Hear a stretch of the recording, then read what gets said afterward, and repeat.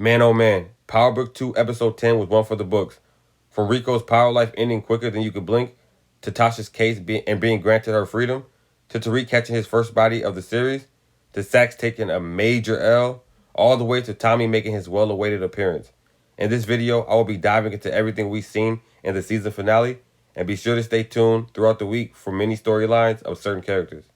Welcome back to SYB TV, and make sure you crush that like and subscribe button to always receive my videos, and tap that notification bell to never miss an upload. All things power coming up. So to start the episode off, you guys, Monet and her bodyguard Al, they pull up. They show up to wherever Rico is. It looks like he had some little outside of some warehouse. But they show up, and one of Rico's guys sitting out outside for the most part is sitting there shaking her down, checking her out, making sure she ain't got no weapons on her. And she's looking at him, telling him like, "Don't act stupid," because obviously you can see she a little thick, so he about to do a little touchy feely, but he didn't do his job right, obviously, because it was clear that she had a gun on her. She had a firearm on her, and somehow he didn't catch it. But like I said, he shook her down and he let her go in. And when I was about to walk in, he's like, "No, only she can go in." So Monet goes in and she's talking to Rico like, "I'm glad you let me meet up with you to make this drop off." And it definitely looked like she has other plans in mind, but he's saying like, "Oh, how's the son?" And she's like, "He's alive," and he's pretty much trying to say like, "Yeah, I'm sorry for how I had to pop off, but this meeting pretty much over with. I got some stuff to get into, and you ain't gonna be helping me out with that, so I'm getting up out of here." And as soon as he starts degrading her, pretty much he's talking down to her and talking to her like she's just like an object for the most part. And as soon as he turns his head, pop, Monet pulls her gun out, the gun that shouldn't have even made it in there because the dude should have had caught that. But yeah, she pulls out and she takes him out, clears him out. So the plug is gone. Yeah, his life in this power world, yeah, it was real short. It was really short, and it's sad because he was hyped up so much to just have an extremely early death. Moving on, Tasha's court case was very, very early in the episode. I would say within the first like 10 minutes, not even the first 10 minutes. So the court case was a very early in the episode, and from that point on, I knew like, okay, something big is about to go down. Like it's about to be we about to get a whole lot of action throughout this like episode for the most part, right? So as I was saying, Tasha's court case was early in the episode, and they called Tariq up to the stand, and during this moment, Tariq's on the stand. Sax is asking him the questions, and he gets to the question, "Oh, okay, the night that your father died, did you see your mom there, or were you there with Tasha St. Patrick, his mom, aka his mom, at the club?"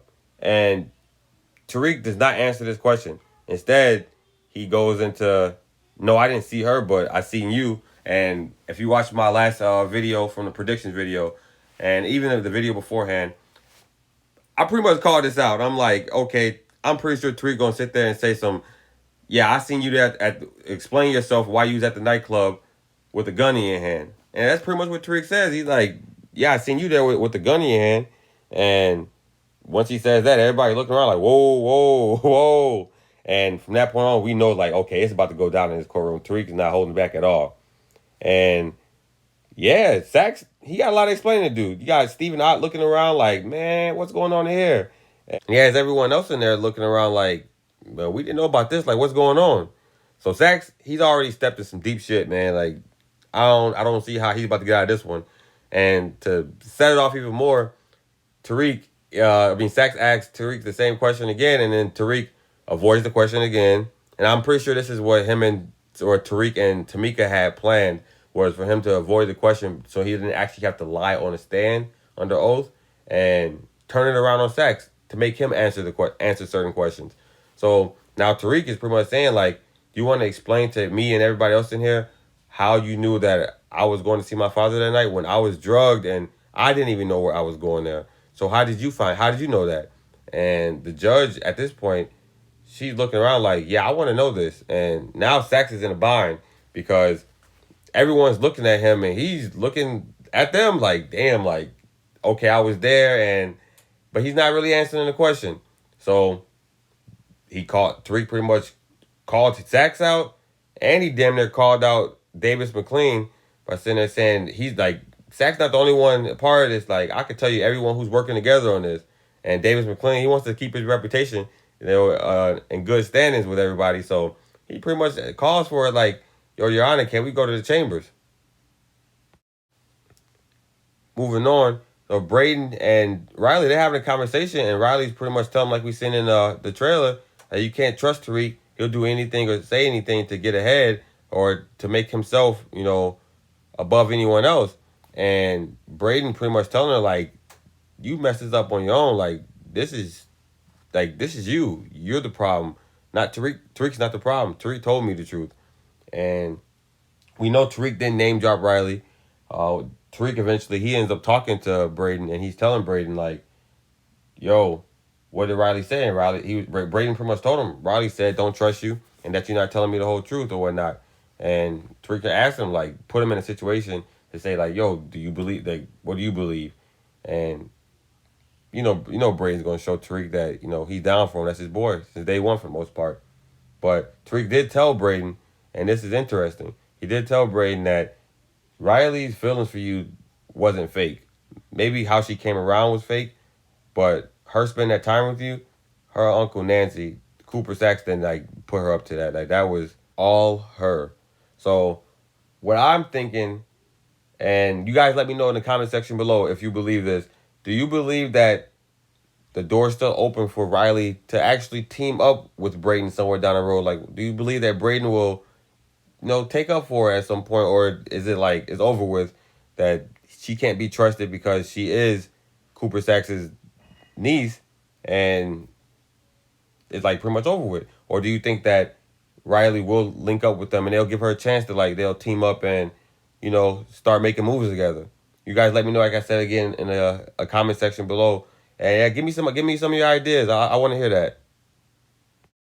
Now, your boy Stephen Ott, yeah, he flexes his muscle big time in this scene. And up until this scene, I didn't realize how much power he actually had. And like I said, he comes into that judge room and he's pissed, like completely pissed. He lets everyone have it, from Cooper Saxe up into the judge. Yeah, he kicks the judge out her room completely, like her own room. Like, do you want to go back to being this? All right, that's what I thought. Like, beat it, get out of here. And he tells Cooper Saxe, for the most part, yeah, like, I don't care what story you have to make up, but you better make up something because you're resigning after this. So whatever sob story you had to give, say it, and you're resigning after this situation. And then he pretty much tells Davis McLean off as well. But then Davis McLean is pretty much saying like, okay, so what can you do for me and my client, which is Tasha? And he pretty much comes back with a deal saying, okay, Tasha, she'll have to pretty much say Tommy Egan is the kingpin and give up his whole organization and all that comes with that, and she'll be a free woman. Like, she's free at this point. And Tasha, she's reluctant to take it. She's saying, "Oh, I'm free," but she's like, she knows by snitching on Tommy, she knows what comes with that.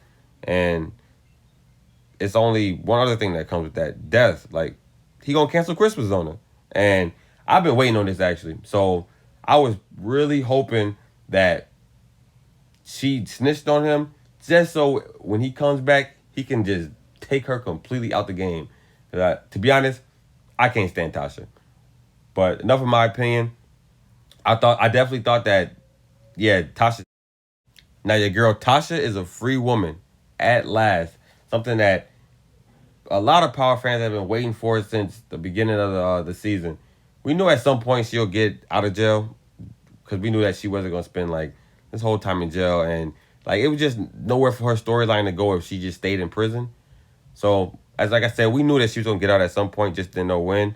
But yeah, like I was saying, she's a free woman, and it seems like as soon as she becomes free, as soon as she step out those doors, Davis McLean has a plan of what she's going to say about what happened and all that stuff. As long as she doesn't sit there and say like, okay, they were working together, and she blows up what happened in the courtroom, everything's good. But he had like a whole little script written out for her.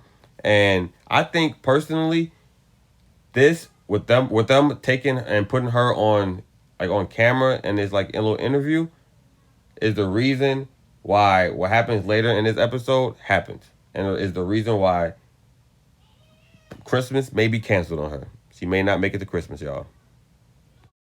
Now we know next, Tasha, she goes to see Monet and she's telling him, like, I need Tariq back. Like, I need him. I want to get my family right and I don't want to be looking over my shoulder for the rest of my life. And Monet's pretty much telling her, like, yo, I didn't find Tariq. He found me. He's a grown man. And pretty much, he said he was always going to choose you, but he's mine now for the most part. And Tasha, she not really trying to hear that. She's trying to give out like some sob story, puff her eyes up, teary eyed, and all that good stuff, and try to be like a woman to woman, mother to mother with Monet. And Monet's pretty much telling her the same thing, nah, like I didn't like I said, I didn't go looking for him. He came and found me, and this is what it is. My organization is based on him now, and like, he's the centerpiece of my organization, and he's here. That's that. And as soon as this happens, bullets get to flying through the place, and the doors open. We can see Big Al is shooting out the door, and boom, he hits the floor eventually. Like, he's out of there. Monet looks a little scared with the gun, and Tasha's screaming like, "Oh my God, what's going on?" Tasha's not ready for that action. We been knew that she shouldn't have been a part of that. And then your boy pull off. You see that blue Mustang, y'all? We know who that is. Your boy Tommy has made his appearance.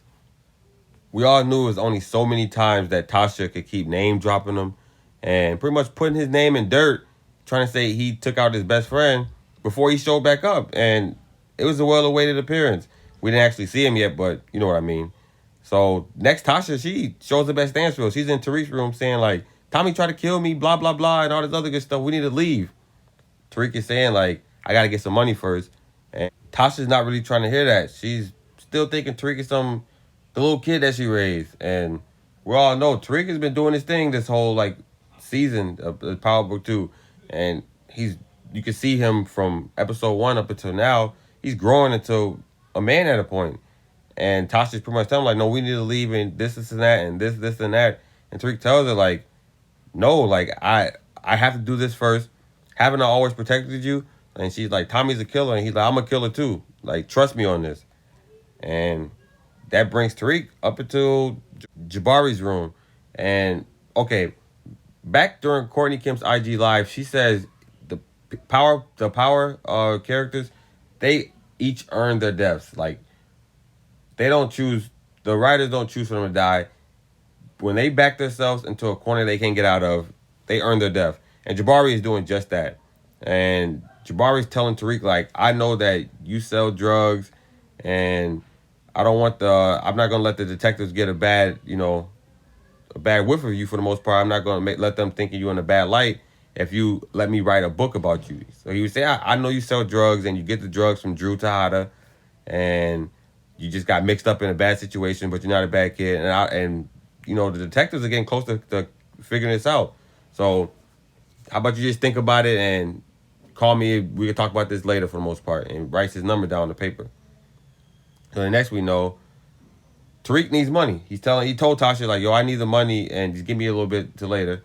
So Tariq meets up with Jabari, and Jabari's pretty much saying, he gives him his part of advance, saying, like, this is how much I can give you for now. And this is what it is. Tariq's about to bail out. Jabari's like, can you answer this question for me? He's like, nah, not really. Can you answer this question for me? Did Drew kill the guy in the pool? Tariq says no, and Jabari doesn't believe it whatsoever. He has his mind set on one answer and one answer only. And right when that happens, your boy Kane pops out the cut. Shoots Jabari right in the stomach area. Jabari hits the floor. Boom. Now, Jabari is about to die, it looks like. Completely. And like Courtney Kim said, the power characters earned their own death. Jabari earned his death, I believe, in this episode when he sat there and told Tariq, yo, I know that you sell drugs and I know you get it from Drew. At this point, he knows too much. Tariq's not giving him the satisfaction of, like, saying, like, yo, okay, I do this. I've done that. Like, this is, you're right. You're completely right. Tariq's not doing that. Tariq's like, I don't know why you think this, but now Tariq knows, Jabari knows way too much. So he has to go. And when he's talking to Kane, after Kane shoots him, and Kane pretty much saying, I knew you was a snitch, talking to Tariq. And Tariq pretty much shows how much more smarter he is than Kane will ever be. Sitting there telling Kane, like, dude, you got to think. If you kill me right next to this Jabari being dead, the professor, Monet's gonna know it's you, and you're not gonna have too many more chances. Like, and you're gonna blow up Zeke's spot. Yeah, you're gonna be done in this area, and you already killed Ramirez. So let me take this from you, and I'll go ahead and take care of it. Just make sure you go in the area where people can see you, so you can have an alibi for the most part. Like, get up out of here. Kane is reluctant to give him the piece, but eventually he thinks about it and he gives it to him. And Kane sits behind the tree just to make sure Tariq is going to do what he says he's going to do. And Tariq does what he says he's going to do. He pretty much tells Jabari, like, yo, you don't know me. Like, you keep trying to be a father figure to me. And that's not what I'm looking for. Like, that's not it. Like, and he's telling Jabari, like, you don't know me. Like, I killed my own father to protect my mother. And I got my best friend killed to protect my family. It's always going to be me, my family, and a gun. And Tariq is pretty much owning his like himself. He's pretty much saying, as Effie said last episode, you're a monster. You get accepted. And Tariq's accepted it now. And this is where I feel like is the transition from Tariq being a little boy to becoming a man. And Tariq takes Jabari out, flips him twice. And you can see Kane behind the tree just sitting there like, he's smiling like this little man, like, yeah, he did what he said he was going to do. And to be honest, I think with Tariq doing that, I think Kane will start to like Tariq from this situation alone. And I feel like starting in Power Book 2, Season 2, it's going to be different for Kane and Tariq. I think Tariq and Kane could actually find themselves being a strong alliance. Let me know what you guys think about that in the comment section below as well. Do you think Tariq and Kane will start to see eye to eye at some point? Do you think Kane will not hold so much grudge, like hold a grudge against Tariq that Monet likes him more? You think that Kane will finally fall in line and learn to work with the family a lot better? Now your boy Tommy, showing back up in New York, he had to check on his little homie Cash. Do you guys think that Cash will play a part in Tommy's spinoff at some point? He's older, obviously, and he's definitely in store for some more screen time. I think he will actually play a role in is either Power Book 2 or Power Book 4. You guys let me know what you guys think about that. But then after Tommy walks out of there, he sees Tariq sitting on his car. And he's like, man, you better... I told Ghost I wasn't going to kill you, but I will whoop your butt for the most part. So you better get up. And Tommy's not trying to hear that. Like, Tariq comes up with a plan, and he pretty much like, yo, here's a plan that we can all get what we want. Because Tommy's hell-bent on clipping Tasha. He's like, Tasha, she knows better than anybody what happens to snitches. And she's name-dropping me, trying to say I killed Ghost and all this other stuff. And she clipped Lakeisha. Like, yeah, that's another reason why, like, it's over with for her. And Tariq is, like I say, he comes up with a plan for Tommy, him, and Tasha. And I guess we're going to see how that plan worked out. So Tasha hops in her car and Sax is laying on the floor, which I'm pretty sure she already know why. They spotted Tommy in a black BMW. And we all knew, as I was saying before, like in my previous video, that in the BMW, when we zoomed into the picture, that face looks nothing like Sax. And honestly, I didn't see a reason why Sax would be being chased by the police. The only person that I figured would be getting chased by the police that was also, that was white in power was Tommy. It had to be him. It was only right to think it was him because that was the only thing that really made sense. To not just to me, to any and everybody. That was really the only thing that made sense. So Tommy pretty much, he's following Tasha, and he already sees the police at a certain point. Like, okay, I got other friends that see him there, so he's going to detour them to set up something that we all never expected. And also, I'm going to dive deeper into this in a later video because this is another reason why I don't believe Ghost is actually dead. But like I was saying, Tommy, he speeds off and he's on a high-speed chase with the police officers. They're chasing him. And like I said, he ends up making his little turn, and he's going right into a setup explosion for the most part. Like, you can tell this explosion was set up, but, well, you can't really tell it unless you actually seen it already, but when you actually see it, you can tell, like, okay, this was the plan that him and Tariq had, so that the feds would think he's out of there, and Tommy can just leave without worrying about being snitched on by the police. As long as he does showing his face around New York for the most part, he don't really have a reason to go there. So Tommy runs into this setup explosion. Boom! It goes into flames. And when Tasha sees this, I don't think Tasha actually knew that Tommy survived this. I don't know if she knew that far into the plan. I think she only knew up until the police was supposed to like chase Tommy out, right?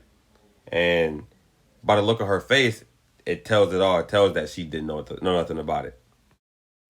Now Tommy, he calls Tariq and he's pretty much saying like, "Yo, did them boys did they like fall for our little stunt we pulled earlier?" And Tariq is telling him like, "Yeah, they fell for it, and we in the clear. You in the clear. You good." From what they know that you're done. You're over with. You burned to death.